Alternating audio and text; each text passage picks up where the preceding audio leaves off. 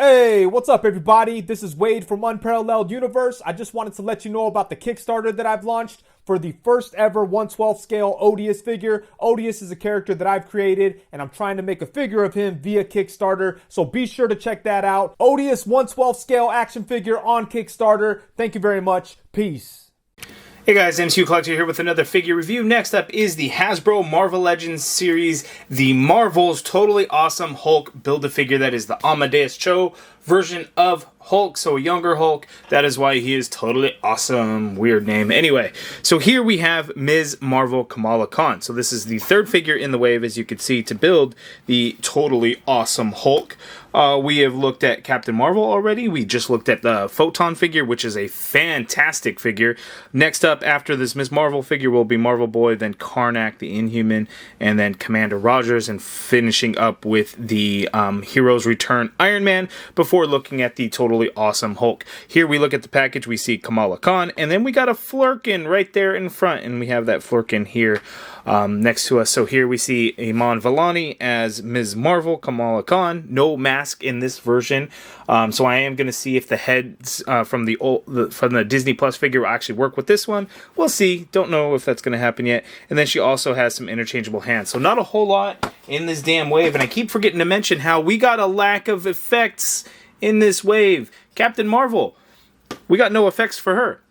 Photon, we got no effects for her. And Kamala Khan, Ms. Marvel, same thing, no effects for her. So I'm going to try a couple of things in this video while I have the three of them. We're going to take a look at Invisible Woman's hands.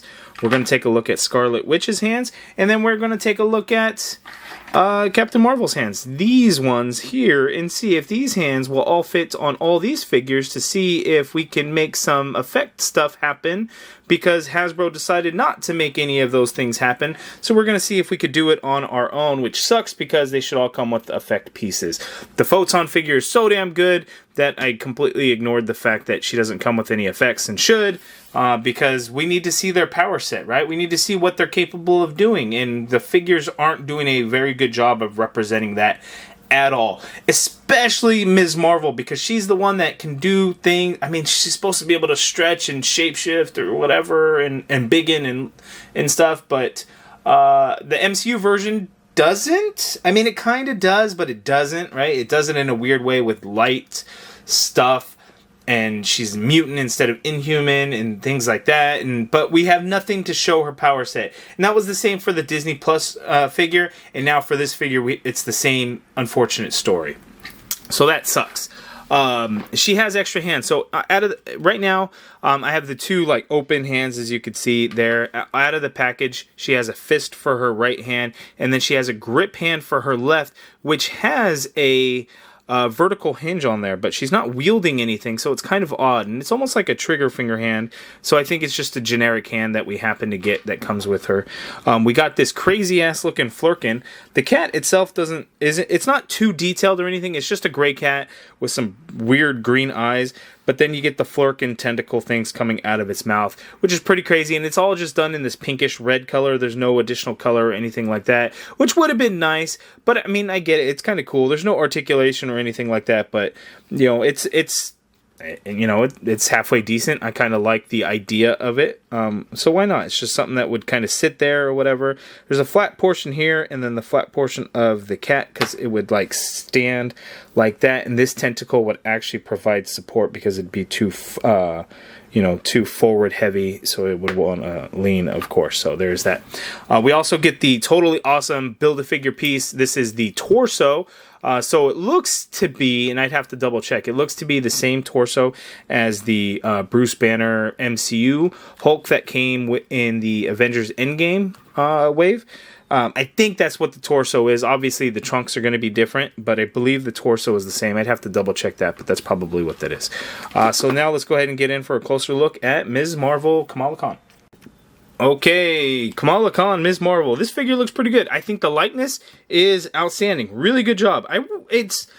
She's got a smiling face, because I know she's always like happy-go-lucky, always cool to be around everything that's going on, and maybe that's what they wanted to kind of represent with the figure. I think it again is a very good resemblance to Iman Vellani, Looks pretty good. I will see if the two head sculpts can be interchanged. I will show a side-by-side comparison of them. The figures are kind of a different size, so I don't know if the heads are going to work. We get a new suit this go-round for Ms. Marvel. A lot more red. Well, is it a lot more red? Yeah, it's a lot more red. She's got a lot of red in her pants and stuff, but the suit itself, like the dress portion, does have a lot of red. Whereas the previous one, she did have red pants, but the dress portion was a lot more blue and was a lot of metallic colors and things like that. She had Chucks on before, but now she's got full-on like boots to kind of match. We got the bangle there. The bangles are done a little bit differently, but we get double jointed elbows this go around, so it's kind of nice. And then you could see the size difference is kind of insane. And there's probably a couple of reasons for that. This figure just wasn't very good.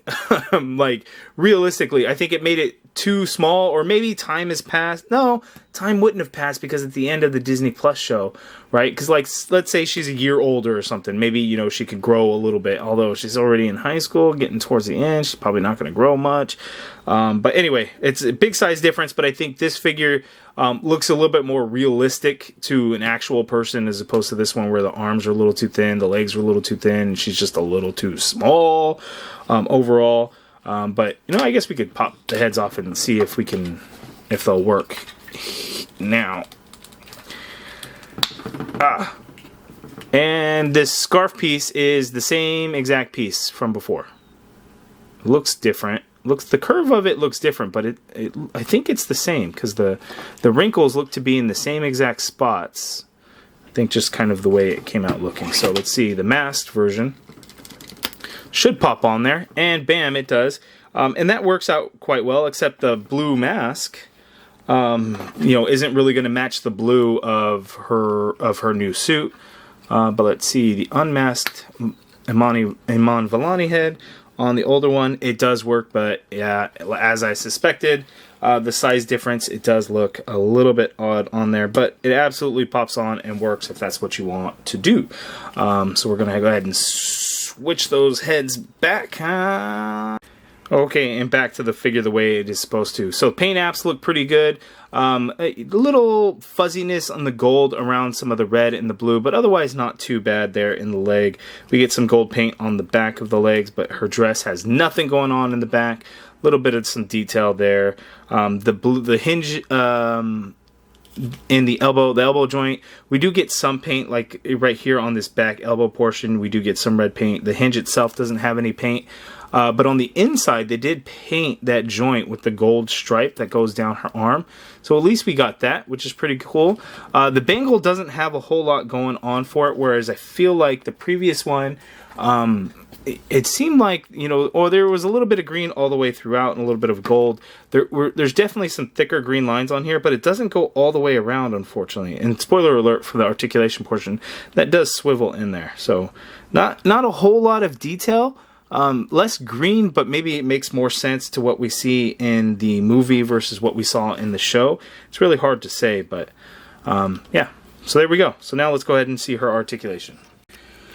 Okay, so Iman Vellani's articulation, you saw that it is on a dumbbell joint, so unfortunately she's not really going to be able to look down. Looking up is definitely not going to happen because the long hair is going to hit her back. You can't do a swivel in there. There's some pivot, but the hair does hit the shoulders and kind of get in the way of that.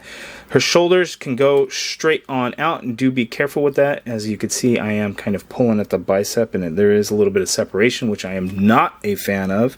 The arm can go straight on out. You get a full rotation in there. We do have the upper bicep swivel in there. Solid double jointed elbow, like so, which the previous Disney Plus version only had a single jointed elbow, which kind of sucked. I mean, you get a little bit more than 90 degrees, but that is a big difference when getting that arm to bend around. On the left arm, God, what is this called? How would I just, the bangle, the bangle does swivel, wrist swivel, and they do hinge. Again, the grip hand for the left does have the vertical hinge, while all the others have the standard horizontal hinge. We got the diaphragm cut on Ms. Marvel, so she could tilt to her left that much, she could tilt to her right that much there, and that's a pretty good tilt going on there. Going back, she can go back actually a really far amount. There is a little bit of a gap if you really push it too much, but if you go all the way back and just keep it there, you're not going to notice that, which is good. And you can see the paint kind of went up a little bit. It does get a little bit fuzzy towards the end on that gold there, but not too bad. So here is straight up. Let's see how much forward she can come. Oops, I just popped the head off. She can come forward more than most of the figures, so that is pretty good. Still have a long way before the female figures get good range of motion coming forward in the diaphragm cut, but just know that, yes, she does get more than usual, but it's still not great. Swivel there at the diaphragm. Legs go out that far apart. There is a little bit of a cut on this dress side, so you can get the leg to go out far apart, but there is not one on here, so even though it's shorter without the cut, it does hinder the leg in coming out, as you can see. Kinking forward, that dress is going to stop that quite a bit. The right leg, though, you can get out a little bit more. There is an upper thigh cut in there. You get a solid double jointed knee, like so. Solid. Good joint, too, unlike the Carol Danvers Captain Marvel figure. Foot hinges all the way down, hinge up, ankle pivot, peg holes at the bottom of the feet, no calf swivel or anything like that. So this is every bit of an upgrade that you would want from the previous Disney Plus version, where this figure just seems really stiff and doesn't want to move around as nicely. This new movie version really holds up and does a whole lot. It's kind of crazy how you go from one suit to the other, where there seem to be a lot of cool details in her suit, even like the line work of the lightning bolt looked a little bit more detailed, whereas here it's just gold with a blue stripe down the center of it. So I don't know if it's fair to say it's almost like a downgrade from the previous suit, or if it is a true upgrade. It's just, one having some cool looking texture to one being a little bit more flat. I mean, there's not texture, but there's some line work, and then the gold parts that are added throughout, does add some kind of texture. But again, like looking at this one, right? Looking at the blues, the design in the blue, the design in the red and everything, whereas it's all flat on the new one. And it's hard for me to really say that it's like a downgrade. Because the suit overall, I think, does look better. But again, if we had like the texture, if we had a mixture of these two somehow, I think it would be pretty damn awesome. But, there's the size difference between the two. And this one, again, just the perfect example of how you upgrade from one figure to the next. Okay, so here are our movie figures, our MCU movie figures from the Marvels. We have the three. No Nick Fury, because we're getting the Nick Fury Secret Invasion figure, which officially has been released at this point. We did see a leak a few months ago. That's still supposedly going to be coming out in the fall of 2023, but the issue is that wave is going to have some What If Season 2 figures, and there is no What If Season 2 in sight. So how the Hasbro and Marvel are going to handle that, we don't know. Why they're not announcing the other figures that are in previous Disney Plus shows, I'm not sure about that either. Who knows what the marketing plan there is. But no other figures from the Marvels. Why we are not getting a villain, I don't even know what the villain's name is in the movie. She looks like Ronan the Accuser, but a female version. So she is a Accuser, right? Part of the Accusers. She has that same like hammer weapon. I forget the name of it. But no figure for the villains. Like, I hate when we don't get the villains in figure form. So that sucks. For Multiverse of Madness, we didn't have a Scarlet Witch figure. Finally, one is coming. But we just didn't have one. And then Guardians of the Galaxy Volume 3, there's no High Evolutionary. Why the hell not? Who knows what's going on with that and why we're not getting villains. Because villains, I know they don't sell as much as the heroes, but I would think they should still sell a bit. Like, if you want to build out the world with the movies, the MCU, we got to have the villains to go along with it. And unfortunately, we don't. But as of now, the three figures look good. And we'll see how the whole thing of switching places when they use their powers, how that's going to really come into effect, and what the explanation is, how they handle it in the movie, how they resolve it and fix it or whatever. We shall see. It's not my most anticipated movie, but hopefully it's good. Hopefully, it's just a good story, a good movie, and everybody has fun with it and enjoys it. We'll see. Captain Marvel, the first movie, I enjoyed. I don't think it deserves all the hate that it gets. And I'm hoping the Marvels will continue, you know, from that first one and deliver us a good, entertaining movie with a solid story. Hopefully the CGI is good as well. We shall see. If you stuck with me this far with the review, now we're going to do the whole hand switch thing and see if we can make something work, since Hasbro decided not to give us any effect pieces or interchangeable hands and things like that. So let's see what we can do. Okay, so the stage is set with hands removed, but you can see comic and MCU pegs are a different size. They're a lot thinner. So we shall see. So first up, let's see if the Invisible Woman hands will peg in, and yes, we can do something like that. So for Photon, we can do something with the clear hands, so that is cool. Let's see the pink hands from Scarlet Witch. Whoop, that's the wrong hand. That looks weird. So the problem with the Scarlet Witch hands, or the hand gestures, are a little bit different, and then there's texture to the back of the hands because it's part of the gloves that she had, as opposed to just open hands. But that is something that can work there as well.